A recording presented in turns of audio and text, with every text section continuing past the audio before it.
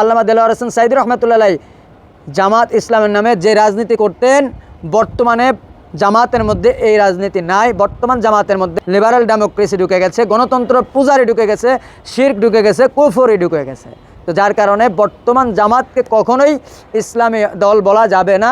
যারা ইসলামী দল বলবে আমি মনে করবো তারাও মুনাফিক। বলেছেন যে 3 দিন সরকার ছিল না, তখন তোমরা খেলাফতের ডাক দিয়ে কেন খেলাফত ব্যবস্থা প্রতিষ্ঠিত করো নাই, প্রশ্ন করেছেন জামাত ইসলামীকে তুমি বলে। এবং এই পুরো বক্তব্যে তিনি কিভাবে তুচ্ছতাচ্ছিল্য করে মানুষদেরকে হেয় প্রতিপন্ন করে এবং বাংলাদেশ জামাত ইসলামীর মতো একটা সংগঠনকে কিভাবে আক্রমণ করে কথা বলেছেন, আমি আপনাদেরকে একটু পরে তার ভিডিওটা শোনাবো। আর যাদেরকে লক্ষ্য করে উনি বলছে জামাত শিবিরকে লক্ষ্য করে, উনি জামাত শিবিরকে লক্ষ্য করে বলবে কেন? উনি না খেলাফত প্রতিষ্ঠার কাজ করে, তাহলে ওনার উপরে তো দায়িত্ব ছিল যে উনি সহ আরো যত পীর আছে ওনাদের তরিকার সবাইকে মিলে ওনারা খেলাফতের ডাক দিতেন। গত কয়েকদিন আগে আল্লামা আব্বাসী হুজুর একটি বয়ান পেশ করেছেন। এই বয়ানকে কেন্দ্র করে জামাতের কিছু নেতারা কুত্তা পাগল হয়ে গেছে। তো আমার প্রশ্ন হচ্ছে, আল্লামা আব্বাসী হুজুর তো কোনো দলের নাম নেন নাই, আল্লামা আব্বাসী হুজুর কোনো দলকে নির্দিষ্ট করে দেন নাই। আল্লামা আব্বাসী হুজুরের এই বক্তব্যে জামাতের কেন এত জ্বললো, জামাতের গায়ে কেন এত চুলকানি শুরু হলো? প্রিয় বন্ধুরা, চোরকে যখন চোর বলা হয়, চোর তখন খেপে যায়। তো এমনভাবে আল্লামা আব্বাসী হুজুর কোনো দলকে কটাক্ষ করেন নাই, কোনো দলকে নির্দিষ্ট করেন নাই। এখানে জামাতের নেতারা নির্দিষ্ট করে তাদের গায়ে টেনে নিয়েছে। তার মানে প্রিয় বন্ধুরা, আপনারা জানেন চোর চুরি করলে তো 10 জনের মধ্যে যে চুরি করে এই 10 জনের সাথেই থাকে, কিন্তু আপনি যখন চোর বলবেন তো তখন কারো গায়ে না লাগলো চোর কিন্তু বলবে চোর বললো কেন? তো এরকমভাবে জামাত কি তাহলে নিজেদেরকে চোর মনে করলো? আল্লামা আব্বাসী হুজুর যা বললেন, তা আল্লামা আব্বাসী হুজুরের কথা যদি তাদেরই লেগে থাকে, তাহলে তারা এই ভুলগুলা করেছে, তাহলে তারা এই অপরাধগুলো করেছে। তো যার কারণেই আজকে তাদের গায়ে লেগেছে আল্লামা আব্বাসী হুজুরের বক্তব্য। জামাতের নাম্বার সারা বক্তা এই যে ফখরুদ্দিন আহমদ, একে মানুষ চিনেই না। জামাতের লেসপেন্সার, জামাতের টুকাই, যারা মানুষ চিনেই না। আল্লামা আব্বাসী হুজুর গত 2-1 দিন আগে সোশ্যাল মিডিয়ায় একটা বয়ানের মধ্যে বলেছেন, আল্লামা আব্বাসী হুজুর কোনো দলকে নির্দিষ্ট করে নয়। আল্লামা আব্বাসী হুজুর বলেছেন অভ্যুত্থানের 5 তারিখ থেকে 8 তারিখ পর্যন্ত আপনারা 3 দিন সময় পেলেন, এই 3 দিন সময় পেয়ে আপনারা কেন খেলাফতের ডাক দিলেন না, ইসলামী রাষ্ট্র কায়েম করার জন্য ডাক দিলেন না, ইসলামী রাষ্ট্র কায়েমের জন্য সরকার নির্বাচিত করলেন না? তো এই কথা বলাতে জামাতের কিছু বক্তা এবং জামাতের কিছু নেতা, এদের গায়ের চুলকানি শুরু হয়ে গেছে, এরা কুত্তা পাগল হয়ে গেছে। এরা আল্লামা আব্বাসী হুজুরের নিয়ে এখন বর্তমান সমালোচনা শুরু করেছে। তার মধ্যে এই যে ফখরুদ্দিন আহমদ, জামাতের চেলা, জামাতের মুন্ডা, জামাতের লেসপেন্সারগিরি আর কি, জামাতের মুসি, আল্লামা আব্বাসী হুজুরকে পাল্টা প্রশ্ন করেছে যে আল্লামা আব্বাসী হুজুর আপনি কেন অভ্যুত্থানের 5 তারিখ থেকে 8 তারিখ পর্যন্ত আপনি কেন ডাক দেন নাই খেলাফতের পক্ষে? আল্লামা আব্বাসী হুজুর তো জামাতের মতন কোনো রাজনীতি করে না, আল্লামা আব্বাসী হুজুর তো জামাতের মতো কোনো দল করে না। তো আল্লামা আব্বাসী হুজুর কেন ডাক দেবে ভাই? ডাক তো দেওয়ার কথা তোমাদের। গত 50 বছর যাবত তোমরা বাংলাদেশের মুসলমানদেরকে তোমরা আশ্বাস দিয়েছো তোমরা বাংলাদেশে খেলাফত কায়েম করবা, ইসলাম কায়েম করবা, হ্যাঁ?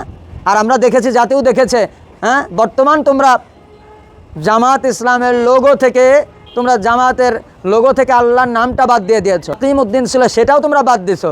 শুধু তাই না, আবার বাংলাদেশ জামাত ইসলামী শেষে ইসলামী শব্দটা পর্যন্ত আছে, সেই ইসলামী শব্দটার উপরেও কালো চিহ্ন বসায় দিয়েছো। তো তোমাদেরকে মানুষ আর কিভাবে বিশ্বাস করবে?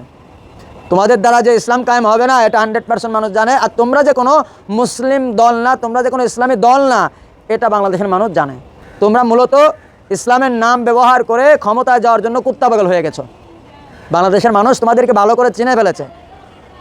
বাংলাদেশের মানুষ জামাত ইসলামকে, জামাত ইসলাম, জামাত মূলত ইসলামী কোনো দলই না, জামাত কোনো ইসলামী দলই না। জামাত হচ্ছে গণতন্ত্রের পূজারী। তার কারণ হচ্ছে অভ্যুত্থানের 5 তারিখ থেকে 8 তারিখ পর্যন্ত এই জামাত খেলাফতের পক্ষে, অর্থাৎ ইসলামী রাষ্ট্র কায়েমের জন্য সরকার নির্বাচিত করে নাই। এই জন্যে যেন আব্বারা যদি খেপে যায়, আমেরিকার সাথে তাদের চুক্তি স্বাক্ষর হয়ে গেছে, অর্থাৎ ইসলামের পক্ষে কঠোর হবে না, তারা ইসলামের নীতির উপরে কঠোর হবে না, তারা শিথিলতা অর্জন করবে। আব্বাদের সাথে তো চুক্তি হয়ে গেছে। এই যে জামাতের লেসপেন্সার, জামাতের টুকাই ফখরুদ্দিন আহমদ, আবার বলেছে আমেরিকার যুক্তরাষ্ট্রের লোকজন নাকি তাদের কাছে এসে কিভাবে রাষ্ট্র পরিচালনা করবে এটা তাদের কাছে জানতে চায়। আরে ভাই, বাংলাদেশের জনগণ, ওলামায়ে কেরাম আপনাদের থলের খবর জানে, আপনাদের থলের খবর বাংলাদেশের জনগণ জানে। ওই যে আমেরিকার আব্বারা যখন আপনাদের কাছে আসে, তো আপনারা কিভাবে পরিচালনা করবেন আপনারা তাদেরকে বলেন না, তারা আপনাদেরকে বলে দেয় যে এরকমভাবে পরিচালনা করবে, তাইলে ক্ষমতায় যাওয়া যাবে। আর যদি এরকমভাবে না করো তাইলে ক্ষমতায় যাওয়া যাবে না। তো বাংলাদেশের জাতি এটা জানে। আব্বারা যদি বেজার হয়ে যায় এই জন্য তো লোগো থেকে আল্লাহর নামটা কেটে দিলা। আব্বারা যদি বেজার হয়ে যায় এই জন্য আকিমউদ্দিন লোগো থেকে আকিমউদ্দিন কেটে দিলা। আব্বারা যদি বেজার হয়ে যায় এই জন্য ইসলাম অর্থাৎ বাংলাদেশ জামাত ইসলামী, এই ইসলামী নামের শেষে কালো কালার দিয়ে একটু আর্টিস্ট করে দিলা। তো বাংলাদেশের মুসলমানগণ তোমাদের মুনাফিকি বুঝে গিয়েছে। জামাতের স্পন্সর এই ফখরুদ্দিন আহমদ, সে বলে জামাত নাকি খেলাফত কায়েম করবে আর শরিয়া আইন কায়েম করবে। তো এই ফখরুদ্দিন আহমদকে বলবো আমি, তাহলে জামাত কেন বাটপারি করে? তাহলে জামাত কেন বাটপারি করে? আর জামাত যদি বাটপারি না করে তাহলে জামাত কেন খেলাফত রাষ্ট্রের কথা না বলে কেন কল্যাণ রাষ্ট্রের কথা বলে? যদি তারা খেলাফা রাষ্ট্র কায়েম করতে চায়, যদি তারা শরিয়া আইন পালন করতে চায়, শরিয়া আইন বানাতে চায়, তাহলে তারা তাদের ন্যারেটিভ দিক, আমরা খেলাফত রাষ্ট্র, আগামীতে আমরা খেলাফত রাষ্ট্র কায়েম করব, আমরা ইসলামী এই আন্দোলনের মাধ্যমে আমরা খেলাফত রাষ্ট্র কায়েম করব, শরিয়া আইন করব, এটা তাদের ন্যারেটিভে বলে না কেন? ও তারা তাদের ন্যারেটিভে বলতেছে যে আমরা কল্যাণ রাষ্ট্র পালন করব। তার মানে তোমাদের বাবারা, তোমাদের আব্বারা যা বলে দিচ্ছে তারাও কল্যাণ রাষ্ট্র চায়, তোমরাও কল্যাণ রাষ্ট্র চাও। খেলাফা রাষ্ট্র চাইলে তোমাদের আব্বারা বেজার হয়ে যাবে, এটা আমরা বুঝি। খেলাফা রাষ্ট্র শরিয়া আইন যদি তোমরা চাও না, তো তোমাদের আব্বা আমেরিকা রাগী হয়ে যাবে, বেজার হয়ে যাবে, তখন আর ক্ষমতার মসনদে যাওয়া, চেয়ার পাওয়া, এটা আর তোমাদের হবে না। সে আর একটা বিষয়ে সোশ্যাল মিডিয়ায় তোলপাড় উঠেছে, সে আরেকটি বিষয়ে উত্থাপন করেছে, তা হচ্ছে আল্লামা আব্বাসী হুজুর শিশির মনিরকে তার মা বোন বিয়ে দিতে বলেছে হিন্দুদের সাথে। শিশির মনির সাহেব হিন্দুদের সাথে মত বিনিময় করতে গিয়ে যে কবিতাটি পড়েছেন, এটা উনি লিখে দেন নাই, এটি লিখেছেন বাংলাদেশের বিদ্রোহী কবি কাজী নজরুল ইসলাম। সেই কথাটা তিনি সেখানে আবৃত্তি করেছেন। কিন্তু আমি আপনাদের কাছে বিচার রাখলাম, শিশির মনির সাহেবের মা বোনকে এই পীর বললেন হিন্দুদের কাছে বিয়ে দিতে। আপনারা সত্যিকার বলেন এটা কি ইনসাফ? হ্যাঁ, ঠিক কথা বলেছে। তো আল্লামা আব্বাসী হুজুর যা বলেছেন একটা 100% ঠিক কথা বলেছেন। এই শিশির মনির জামাত ইসলামের সাধারণ একজন নেতা, বাংলাদেশের 16 কোটি মুসলমানের কথা সে কি ইজারা নিয়েছে?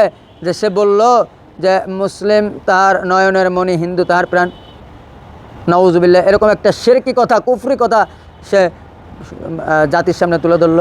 আমার কথা, সে মুসলিম জাতিসত্তাকে নিয়ে এরকম মন্তব্য কেন করবে?